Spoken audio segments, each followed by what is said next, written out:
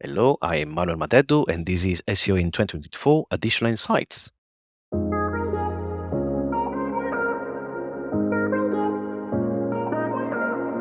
And what's your additional insight for SEO in 2024?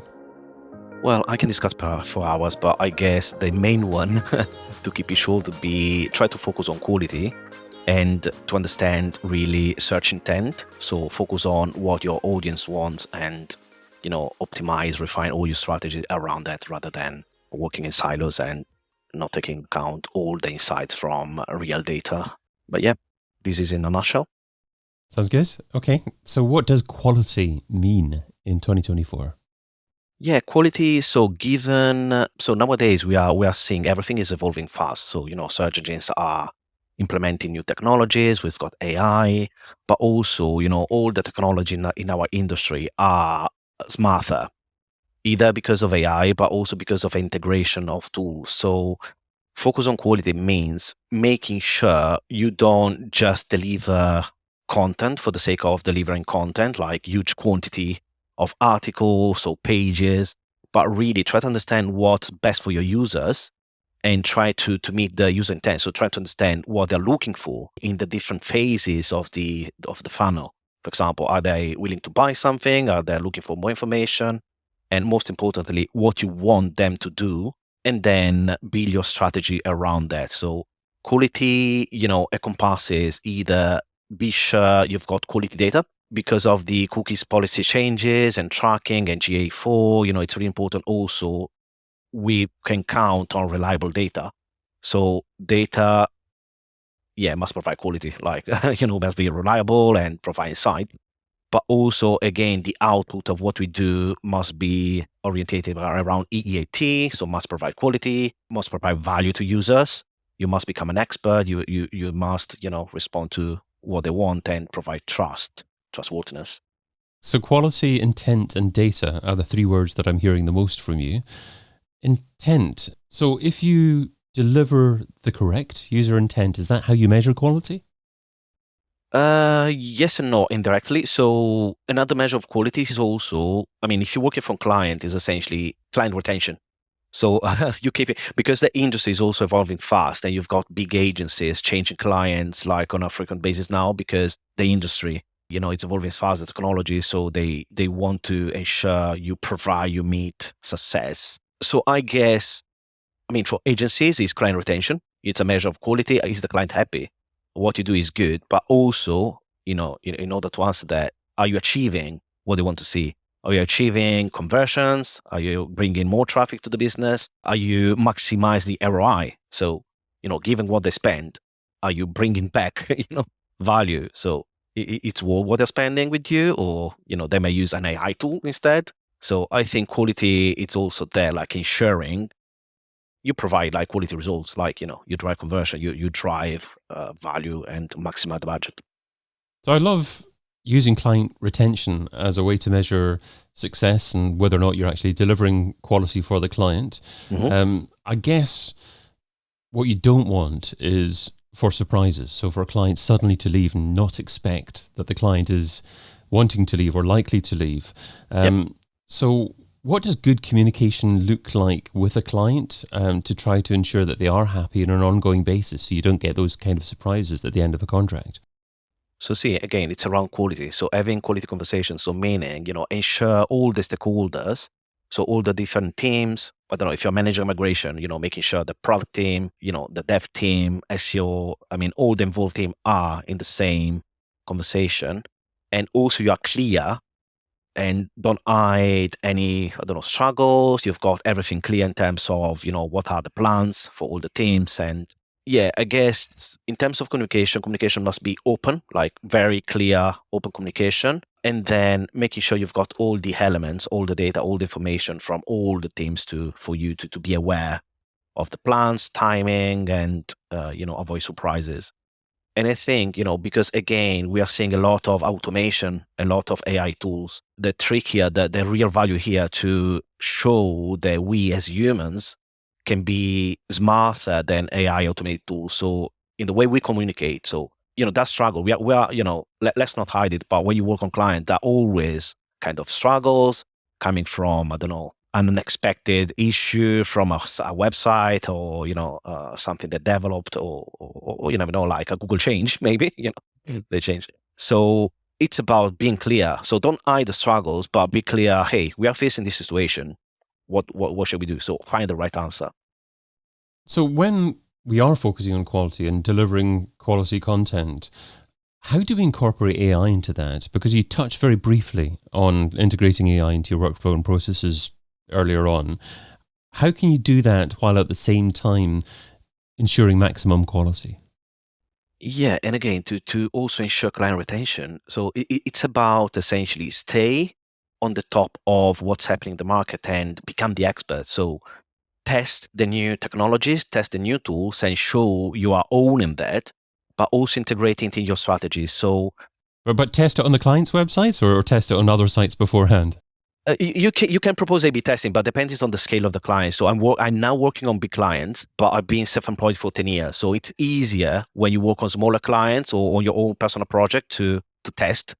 It's really difficult when you work on big clients to propose tests because they may have big budgets. So you can propose A/B testing, but it's more about maybe testing internally or on the side, and then try to understand how these tools can be integrated. For example, now, really recently, I mean, given the March, 2024 Google update, core update. So it seems like SEOs or everyone is scared about AI. So you shouldn't really use AI to produce content. But I'm working on something. So I will bring something to the next Brighton SEO. And actually, I'm using AI to build a website like, completely. So it's about understanding, defining the separation line. So yes, you can use AI. No, you can't be lazy.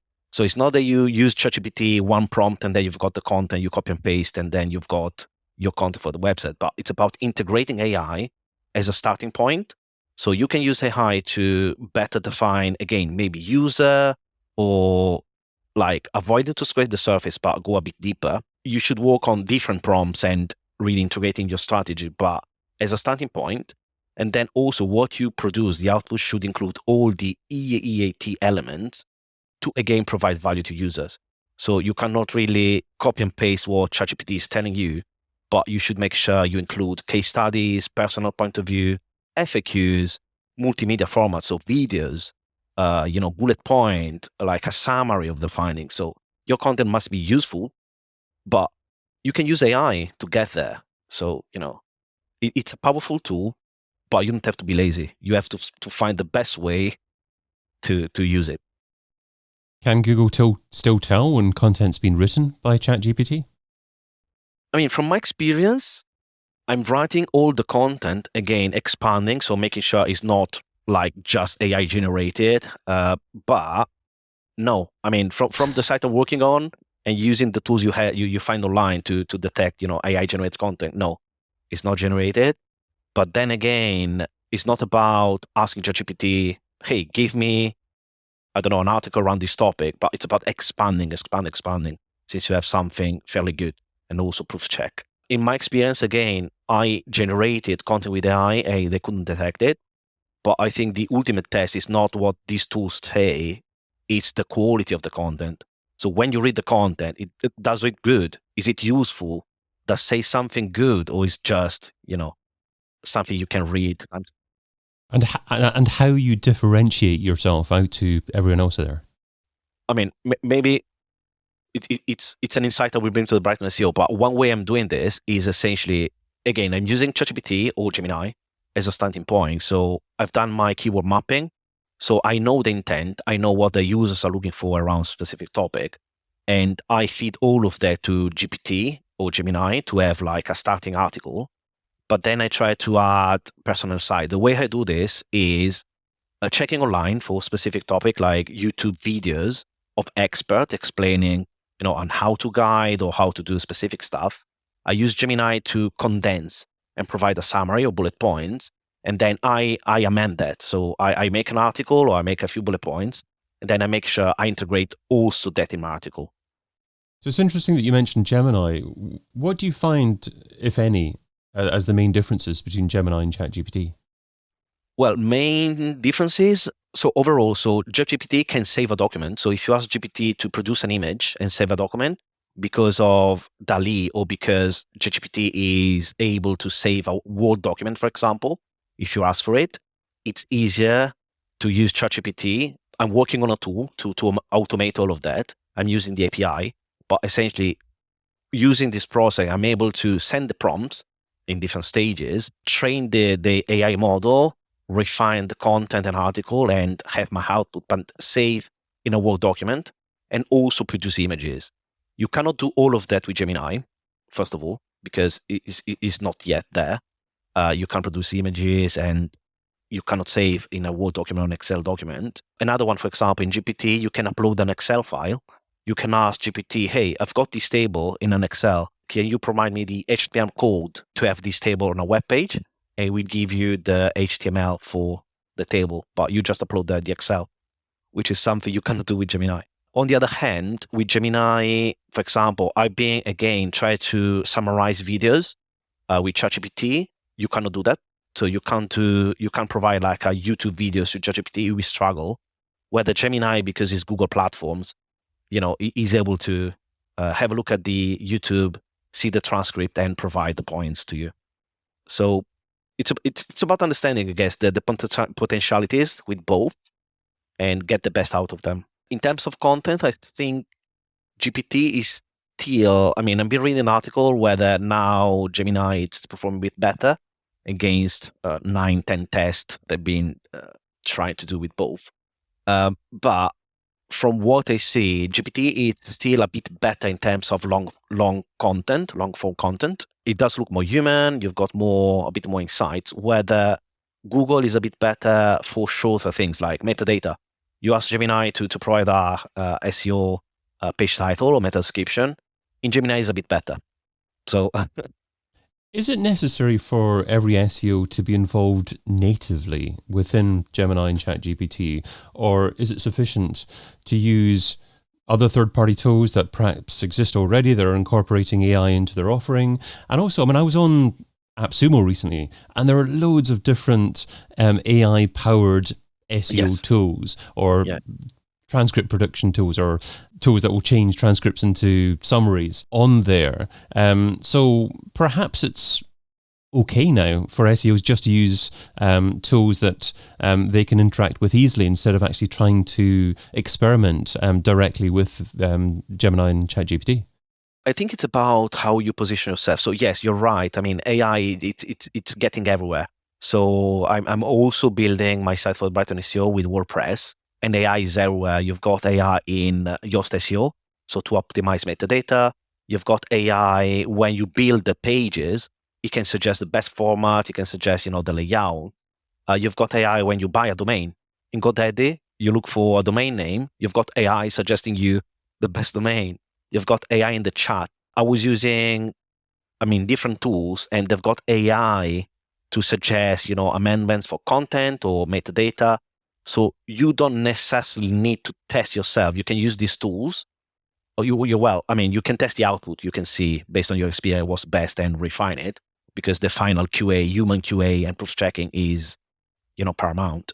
But I guess it's about positioning yourself. So if you want to become an expert, and again, because the industry is evolving, so we are seeing a lot of, it's bad to say, but, people losing their job because AI is replacing. So if you test yourself, if you own the tool, if you know the differences, if you know what you can use Gemini for, GPT for, if you try to automate and work on coding, building tools as well, you stay a bit ahead. So, you become an expert, you become the point of reference maybe for your team, your agency, rather than, hey, I'm using AI. Yes, I can improve metadata, but you are one out of hundreds, But can you do everything as an SEO? Can you be on top of what's happening from a tech perspective in the world of AI?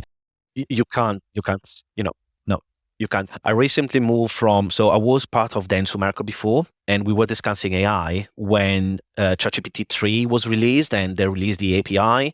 And then, Bard happened. So Google was changing, trying to catch up. So everything was evolving fast. I was panicking.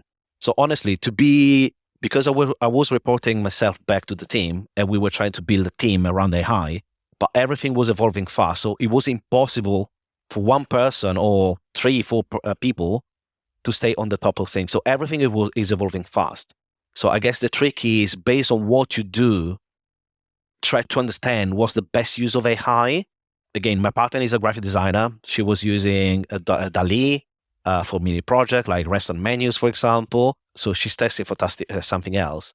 But I guess the real separation mark is if you try to be smart and provide value and try to show the team, hey, I know this. It's not something that everybody's doing. It can be a breakthrough because the way I'm doing this is not there in normal tools. Then maybe, you become point of reference.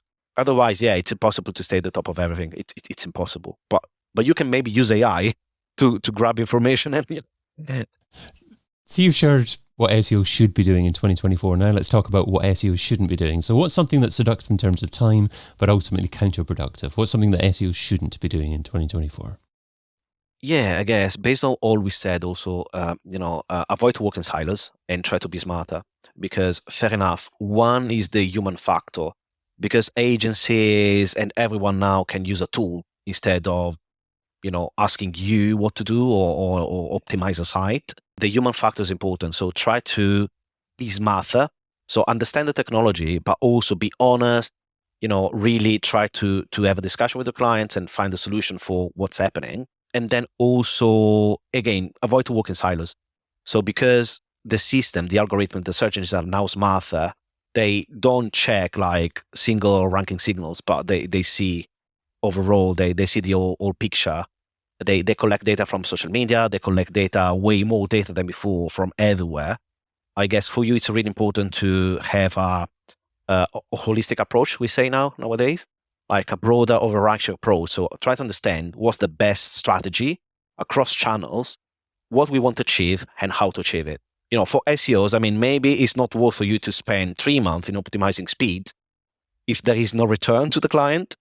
So try to understand, maybe you are a local business. Maybe you can do something on social. Maybe you can concentrate something with email, social media, Google My Business to get there. So really try to avoid working in silos. Try to to see the overall picture.